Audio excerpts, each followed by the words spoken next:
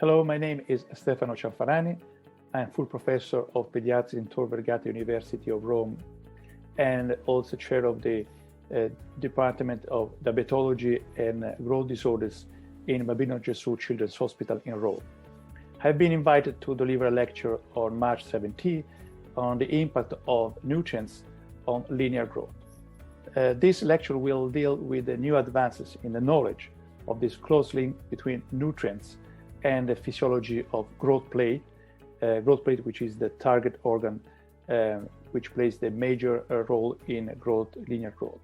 And this lecture will deliver new advances, and especially in terms of potential application on clinical grounds of what we now know about this impact of nutrients, including macro and micro nutrients on cartilage physiology and bone health.